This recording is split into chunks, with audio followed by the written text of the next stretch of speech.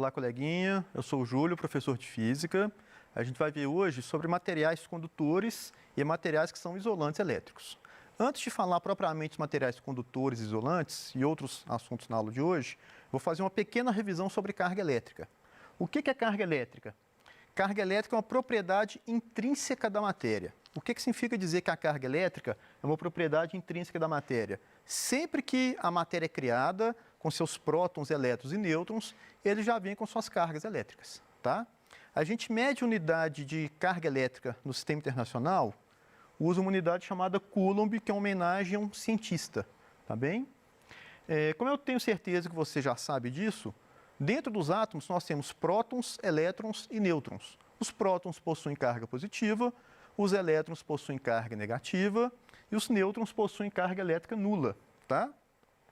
Outra coisa que é muito importante também é você lembrar que cargas de mesmo sinal se repelem, ou seja, quando eu aproximo dois prótons, esses prótons fazem força para um se afastar do outro.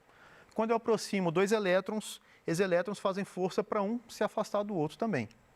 Em compensação, carga de sinais opostos, elas se atraem. Então, se eu chego um próton próximo de um elétron, eles fazem força para se unirem, tá? Já nêutrons não fazem força nem em prótons, nem em elétrons, não fazem força elétrica, né? Então, se eu pego um nêutron e aproximo de um próton, não tem nenhum tipo de força elétrica entre eles. Se eu pego um nêutron e aproximo de um elétron, não tem nenhum tipo de força elétrica entre eles. O que a gente tem que tomar cuidado, coleguinha, é que mesmo que isso funcione para as cargas elétricas, para os corpos, isso funciona um pouquinho diferente. Por quê? Um corpo grande, inteiro, ele tem diversos átomos, tem diversos prótons, diversos elétrons e diversos nêutrons, né? Se eu faço alguma manobra, algum processo de eletrização, que é um assunto de outra aula, que a gente tira algumas cargas elétricas de um corpo, esse corpo que tem mais carga elétrica de um tipo do que do outro, ele consegue fazer força num corpo que está neutro. Me acompanhe aqui para a gente poder ver. Então, coleguinha, tem uma régua, tá bom? Eu tenho papel picado aqui em cima da mesa. Se eu pego essa régua, eu aproximo do papel picado, não tem nenhum tipo de força entre eles. Agora, com a ajuda de um outro papel, eu vou retirando elétrons aqui dessa régua, por exemplo, tá? Se eu vou retirando elétrons que têm carga negativa, então essa régua vai ficar com excesso de cargas positivas. Quando eu faço isso e aproximo a régua do papel, que a princípio não sofria força da régua, a gente observa que a régua consegue atrair esse papel. Tudo bem? Isso aqui não dura para sempre, daqui a pouquinho o papel cai. Vamos deixar aqui e continuar nossa aula, tá? Continuando então. Isso aqui eu já havia falado, essa questão que os corpos possuem inúmeras cargas positivas e negativas e neutras, tá? E que se eu tenho excesso de um tipo de carga do que do outro, pode ter atração entre esses corpos, tá bem? Condutores elétricos. O que são os materiais condutores elétricos? São aqueles que possuem algum tipo de carga elétrica que consegue se movimentar dentro desse condutor sem dificuldade, tá bom? No caso dos metais, que todos nós sabemos que os metais são bons condutores elétricos, a carga elétrica livre que consegue se movimentar ali dentro são os elétrons livres da própria ligação metálica. Qualquer que seja o metal, uma característica dos metais, quando eles se formam, se cristalizam lá, aquela rede de átomos metálicos, nós temos elétrons livres que tem grande facilidade para a gente poder pegar ele de um lugar e movimentar para outro local qualquer desse metal, tá bom? Uma curiosidade que nem todo mundo sabe, é que a água pura, sem misturar com nada, essa água ela não é condutora elétrica, tá bom? Por quê? A água pura, ela não tem carga elétrica livre. Em compensação, se você for pegar a água da torneira da sua casa, que provavelmente ela é tratada pela agência de saneamento, essa água da torneira, ela tem diversas substâncias dissolvidas nela. Essas substâncias dissolvidas na água tornam ela condutora elétrica. Então, vamos dizer assim, é possível você tomar choque pela água que sai da torneira de sua casa, pela água que sai do chuveiro de sua casa, tá bem?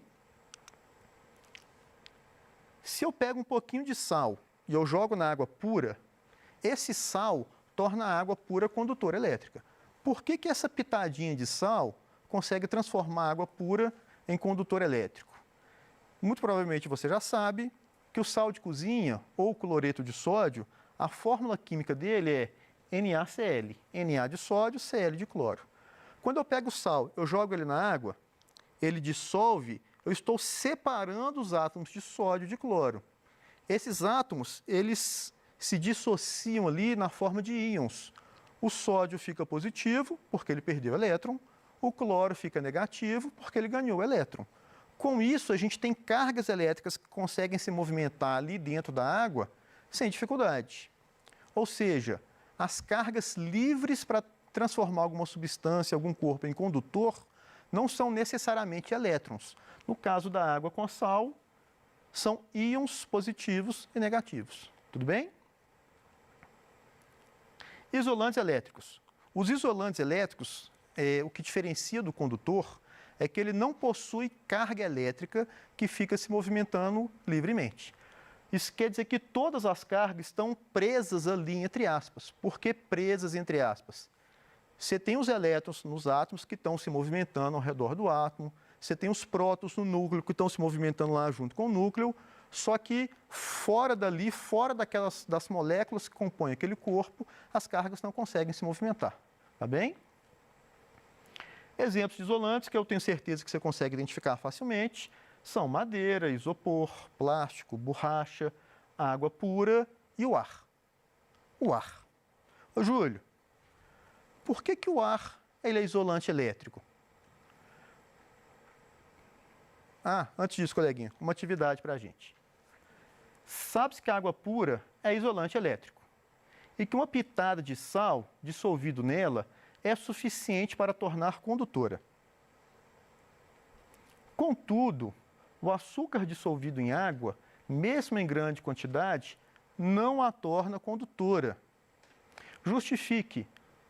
Coleguinha, qual que é a diferença principal entre o sal e o açúcar em termos de deixar a água condutora ou isolante elétrica? Tá?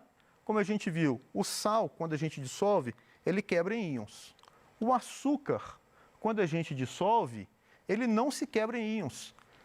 Quando você joga um grãozinho de açúcar num copo com água, por exemplo, e aquele grãozinho de açúcar se dissolve, você vai ter a molécula inteira de açúcar nadando pelo copo com água.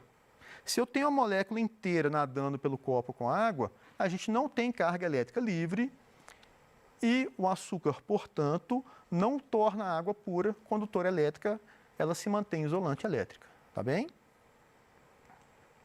Agora sim,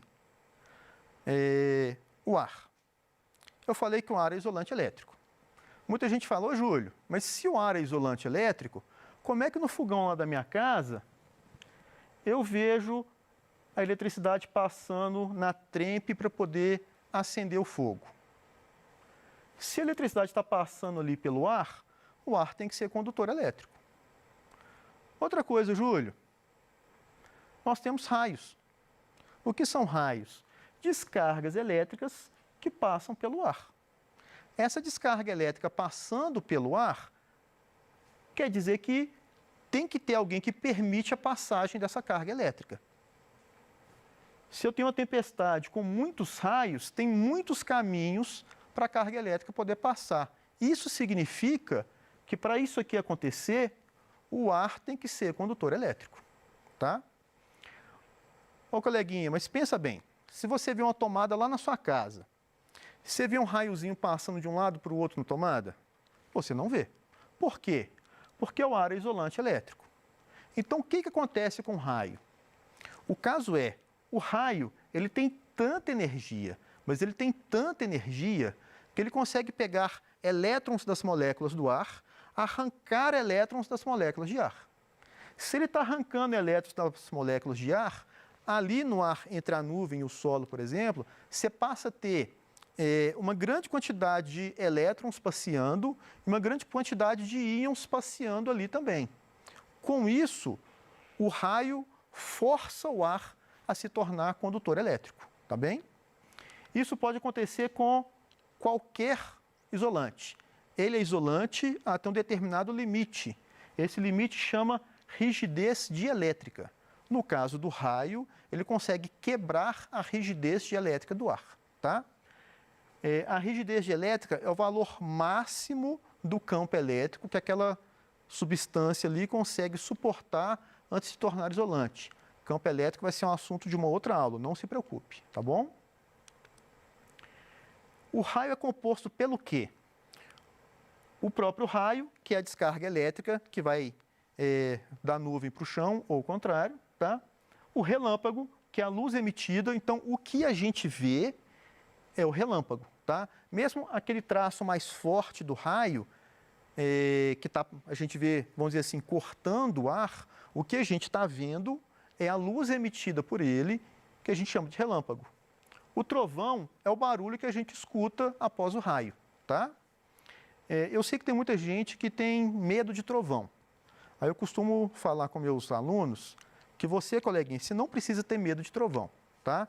Você pensa o seguinte, se você escutou um trovão, quer dizer que um raio caiu e não acertou você. Então você tem que ficar feliz com isso, tá bom? Mas e como é que os raios são formados, coleguinha? A gente sabe que, normalmente, tem que ter nuvens, tudo bem? Num dia que está propício à chuva, não quer dizer que vá chover, mas um dia propício à chuva, a gente vê as nuvens carregadas, ficam acinzentadas, ficam escuras, tá? E o que acontece? Uma nuvem vai batendo na outra, tá? No que vai batendo na outra, pode haver troca de carga elétrica entre as nuvens, parecido com o que eu fiz com a régua e o papel. Então, por exemplo, um conjunto de nuvens fica com excesso de carga negativa, excesso de elétrons, tá? Consequência, elétrons na nuvem podem repelir elétrons no chão, lá na Terra, tá? Com isso, se está repelindo elétrons, o chão vai ficar com excesso de carga positiva.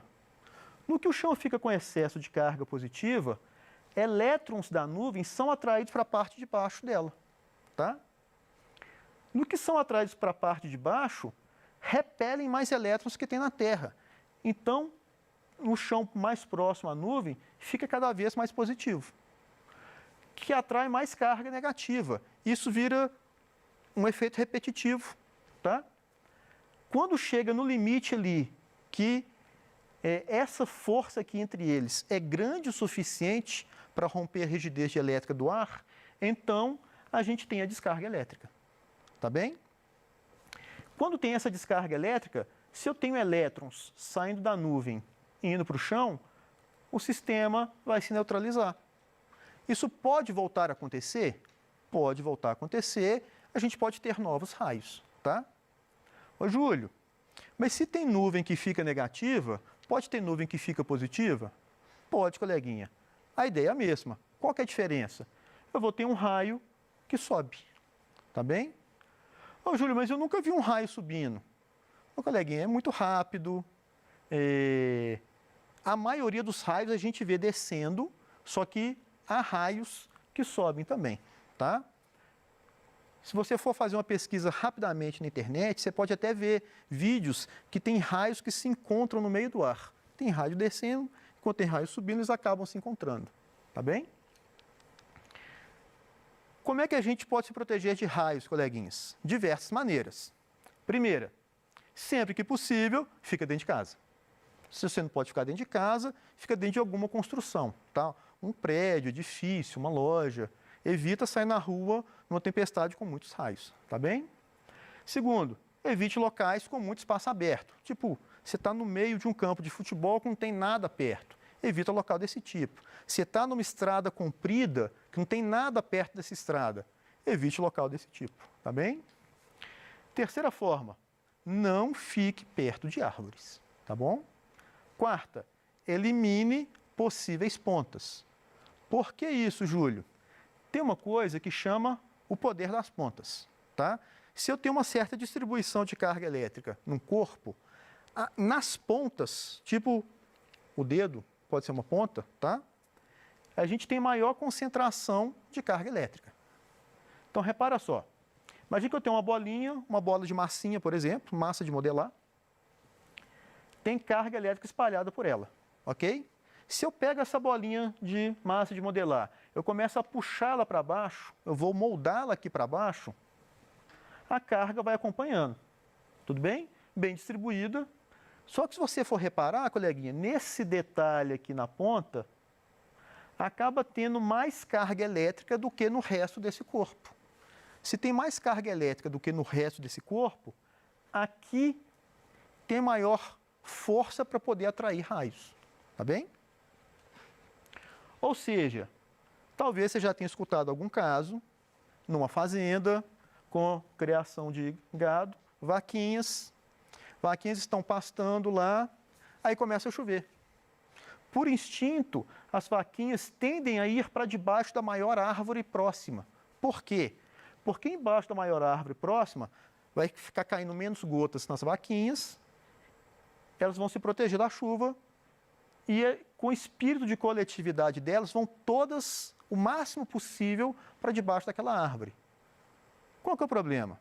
Como a gente viu que pontas atraem raios e cada galho da árvore é uma ponta, então numa árvore tem muita coisa que consegue atrair raios. Se cai um raio na árvore, tchau vaquinhas, tá?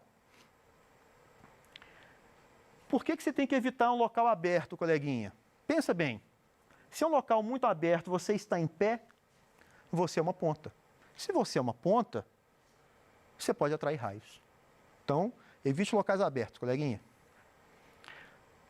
Outro cuidado que a gente tem que ter, coleguinha, tem um local aberto, duas pessoas, uma está parada, outra está caminhando ou está correndo. Cai um raio entre elas, tudo bem? A energia desse raio, a eletricidade desse raio, quando cai ali, ela se espalha para todos os lados no solo, tá bom? Tem que pensar que essa energia se espalha na forma de bolha. Então, o que acontece? Parte dessa energia vem pela superfície. Se eu estou parado, cai um raio aqui próximo e ele vem passando pelo chão, ele pode subir por uma perna minha, descer pela outra e continuar se espalhando. Com isso eu posso machucar, eu posso me ferir muito, tá? O que você tem que fazer? Por exemplo, mantenha os pés juntos. Isso também vale pelo seguinte, algum fio de alta tensão caiu na rua, se você está ali próximo, funciona parecido com isso, coleguinha. Então, se você dá um passo longo, a energia vai passar pela sua perna, você pode acabar se machucando. O que você pode fazer? Pés juntos, passos curtinhos. Como se tivesse uma corda prendendo a sua perna, você vai fazer passos bem curtos. Tudo bem? Continuando. Outra forma de se proteger de raios durante uma tempestade. Fique dentro de veículos fechados. Já sei, Júlio.